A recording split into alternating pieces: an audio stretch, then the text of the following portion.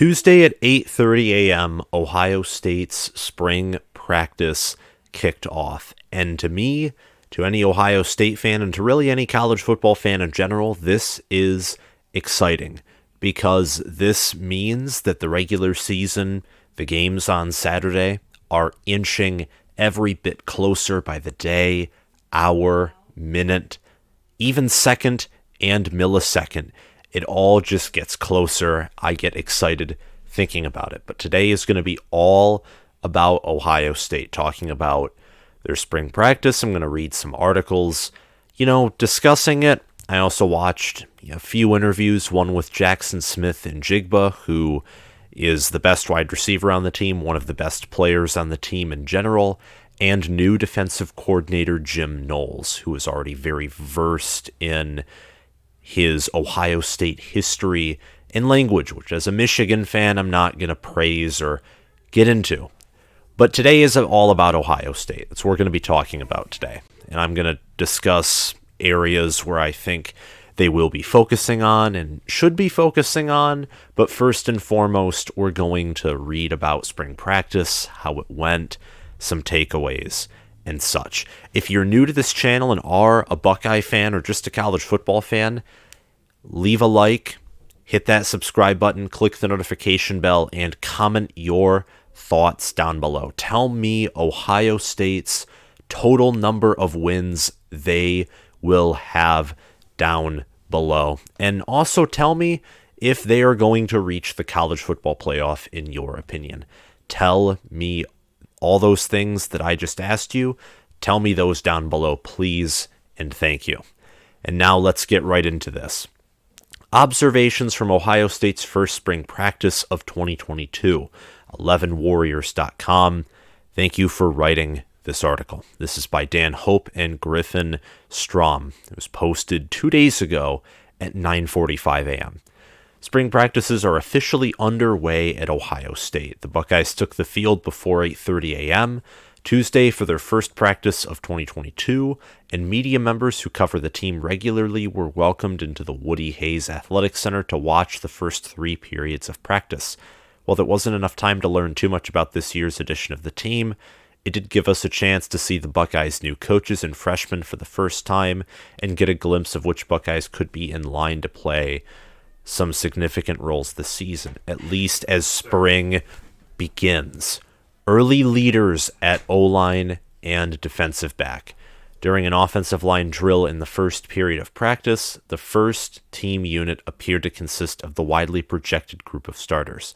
Paris Johnson Jr. at left tackle, DeJuan Jones at right tackle, Luke Weipler at center, and Matt Jones and Donovan Jackson at guard. Donovan Jackson is a sophomore this year, I believe. 5-star from the very talented and coveted 2021 recruiting class. So those are some early leaders at offensive line. This unit obviously, it struggled in bigger games. The Michigan game specifically was the game where it struggled the most in. Other games were Penn State, who had a really good D-line.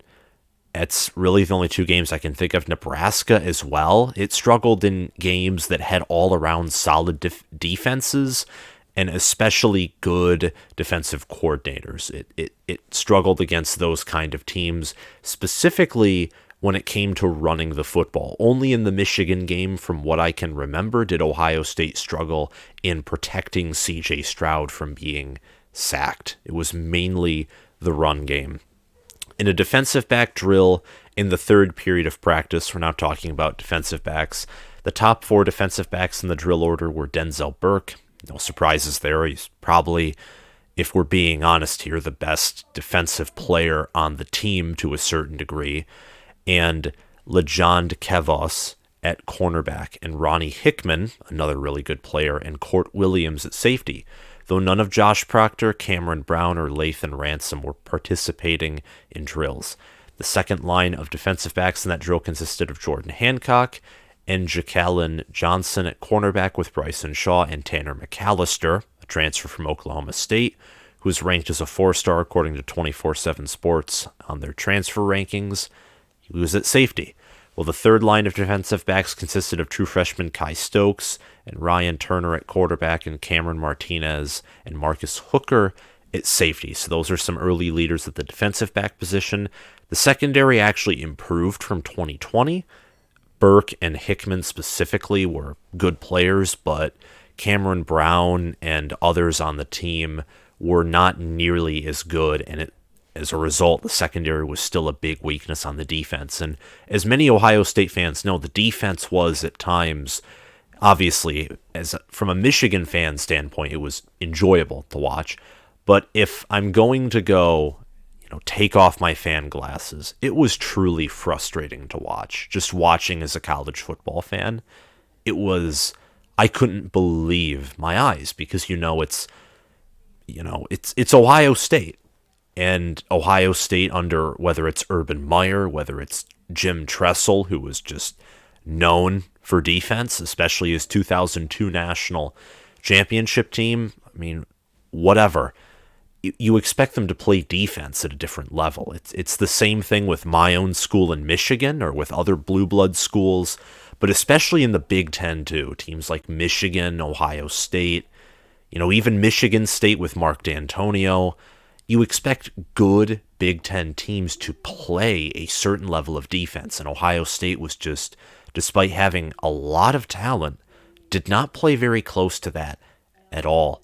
Most disappointing aspect there was probably the defensive line, honestly. Larry Johnson, you always expect high things of him, has a very talented group of young men every year at the defensive line, and this year's defensive line was disappointing. Notable absences is the next section of this article. And this article's pretty long, but I think it's worth reading through all of it and kind of giving my thoughts along the way. Notable absences include Brown went through punt coverage drills Tuesday. The fifth-year defensive back did not drill with the Buckeye cornerbacks thereafter. That's Cameron Brown. He dealt with injuries in 2021 and missed 3 games before deciding to come back to the program in 22. Harry Miller, he just retired today. And his story it takes a lot of courage to come out with that. And I hope that, he takes care of himself and that, honestly, his initials deserve to be worn by Ohio State players on their helmet. A lot of courage to come out with that story. He retired today. I'm probably going to try and link something down below describing I think the tweet that he sent out for his medical retirement. But he's gone. He's not going to be playing anymore. Defensive ends Zach Harrison and Tyler Friday were both present at practice, but were walking around the sideline while drills were going on after warm-ups. Friday missed the entire 2021 season after suffering a torn ACL. Neither running backs Marcus Crowley nor safety Jantez Dunn practiced for the Buckeyes on Tuesday. Both Crowley and Dunn suffered long-term injuries that cut their 2021 seasons short.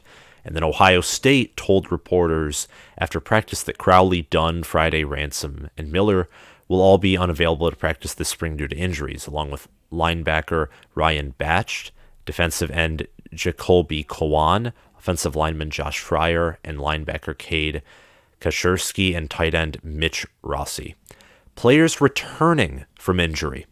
More than one projected starter that dealt with injuries in 2021 was back on the practice field for Ohio State Tuesday. Third-year linebacker Cody Simon, heard that name before, and I think he was a starter at linebacker, appeared healthy after missing the Rose Bowl with a shoulder injury. Fifth-year senior safety Josh Proctor went through warm-ups after suffering a season-ending leg fracture in the second game of 2021 against Oregon.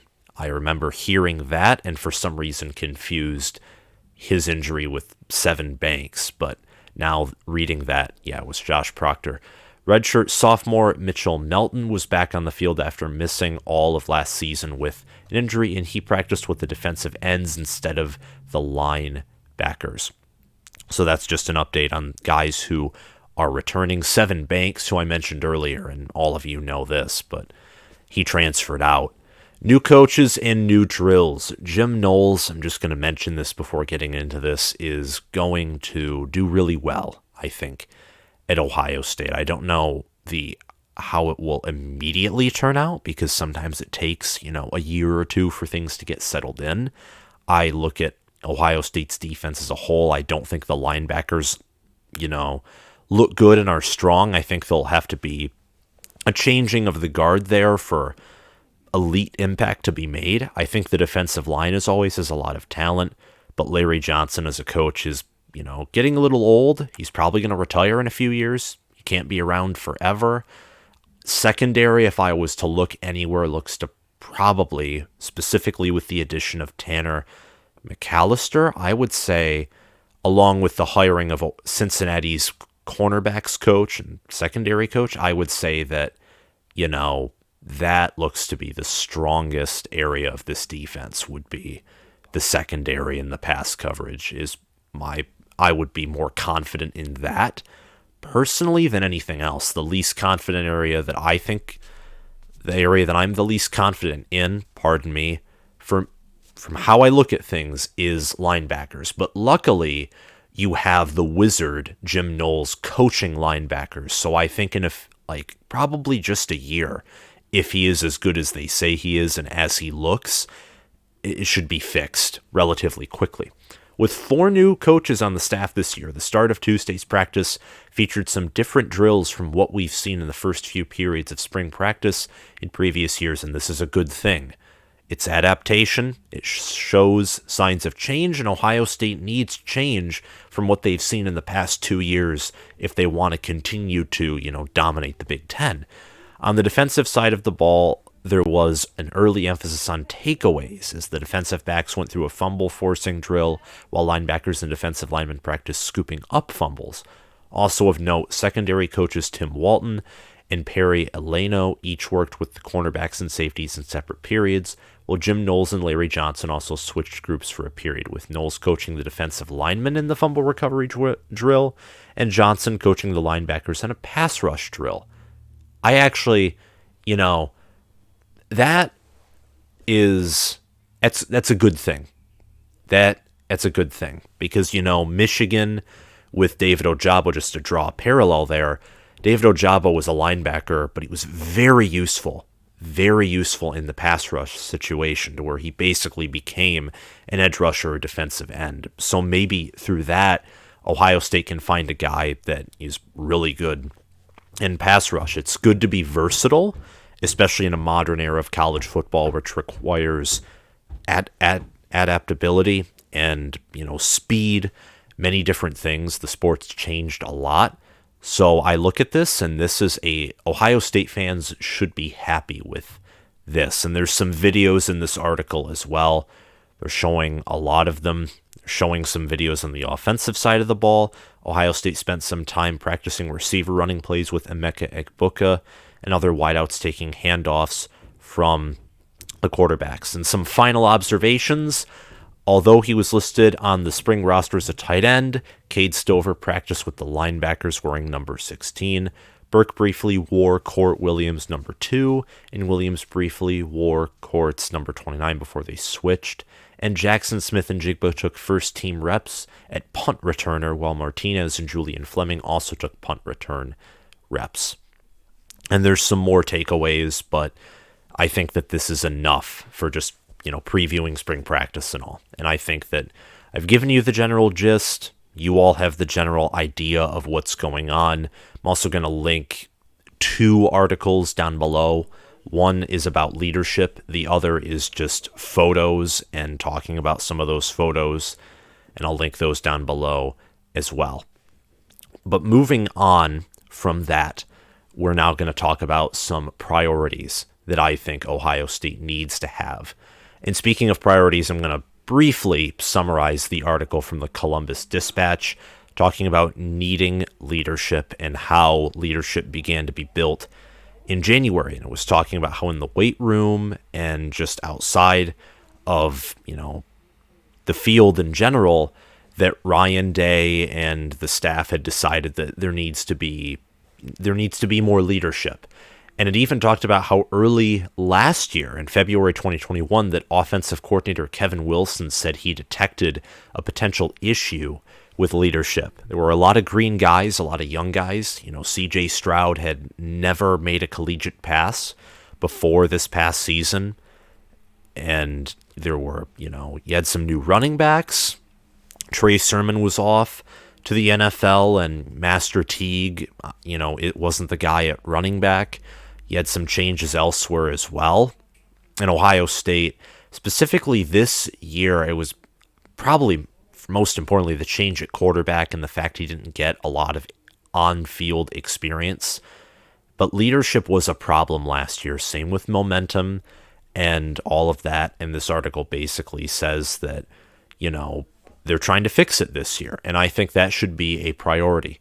And part of fixing it is actually Ryan Day, I think, getting a group of 12 or 24 guys together as for a leadership committee. And some people volunteered. And he said that not all are good leaders. Some are really good, some aren't. And if they showed up late to practice, of course, they got reprimanded. So there's a system of accountability there. It's leadership practicing. And it sounds silly because it's like not all analytical. It's not all, strength and conditioning and such. But having mental toughness, having, being able to stay strong when things get hard, be a leader, step up, it's important. And that's something that Ohio State once again lacked. Player leadership and mental toughness, critical for Ohio State. Absolutely critical, because you're going to have games on the road at Penn State, at Michigan State. And I know that both of those opponents, I don't think they're going to be anything close to world beaters. I think that Ohio State could probably get away with poor play and still beat these teams. But you don't want to think like that. If you're a team cannot think like someone like me who's on a couch or in a chair at a desk making a video predicting what's going on and giving advice.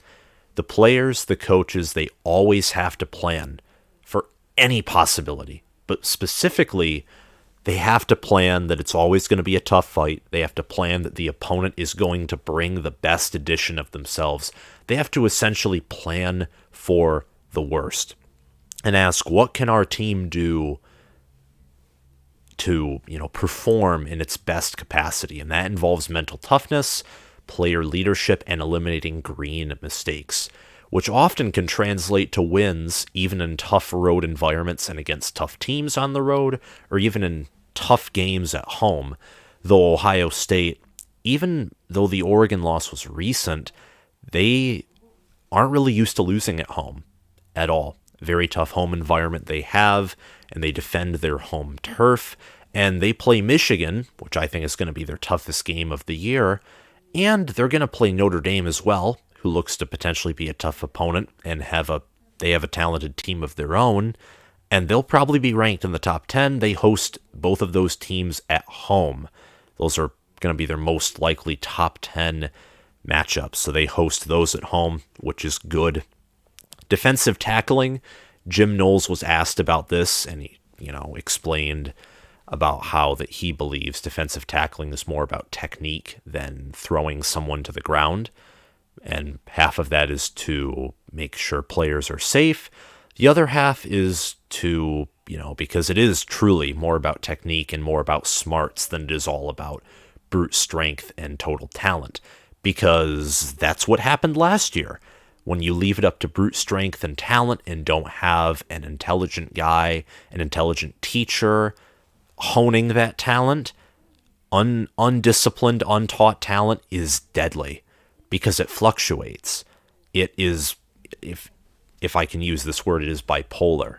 You don't know what you're going to get out of it. One day, the 5-star with little training can be the best player on the field, and the next day he can be a severe deficit to your team in general. So defensive tackling, just playing all around better on defense, getting a better front seven pass rush, which Ohio State had no pass rush against Michigan. No, Michigan's O-line was good, but the Oregon game, they didn't do the greatest either. This was not a standard Ohio State front seven by any means. It needs to improve.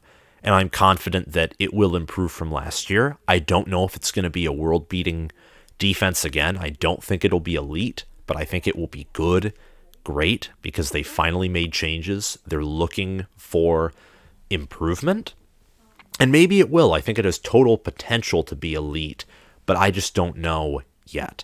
And finally, offensive line blocking, and we kind of talked about this earlier, but they need to do better, specifically at run blocking. They need to You need to open up as many holes for Henderson and Williams as you can, because in open space, those two are some of the best running backs in the country. And I know also that Hutchinson and Ojabo were some of the best. It's like the best pass rush duo that the nation has seen in a while. But Ohio State's O-line, from a pass protection perspective, still left a lot to be desired from after that game. They left a lot to be desired from. They could definitely improve there as well. That's why they fired Greg Strudwara. That's exactly why they fired him. That's why they fired everyone they did fire, is because they want improvement. Just because a unit is good doesn't mean that that is what you want or need it to be. This isn't Northwestern, where you have limitations, there's a realistic ceiling, and it's risky to fire good coaches. This isn't Oregon State. This isn't Colorado State. Great and elite is the standard there at Ohio State, and they can always improve. It's the same thing with teams like Alabama. It should honestly, and I'm saying this from a Michigan perspective and from a perspective of a Michigan fan who wants my team to be in Alabama, even though that's probably not possible. But at places like Alabama and Clemson and these currently elite teams or past blue blood teams, when they were at their greatest, it was great or elite, or you weren't there, or you were out of a job in a few years. So they need to improve at these things. I think they'll improve at most of them. Again, I think Ohio State's going to be a really good team this year.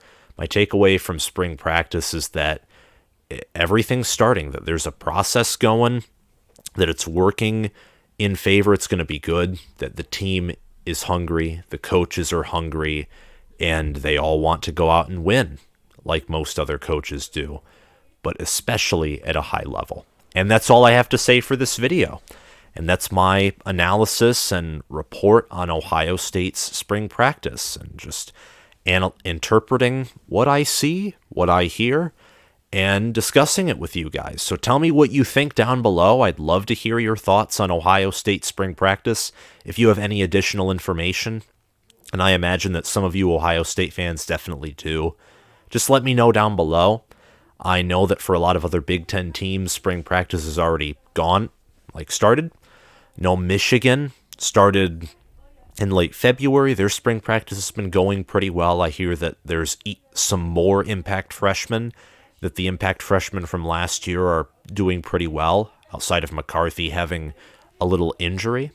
But yeah, so I can't wait to cover the regular season with you guys. If you like this video, hit the like button, hit the subscribe button, and hit that notification bell, and comment your thoughts down below. Thank you all for watching. I love you guys, and I'll see you guys around. Bye.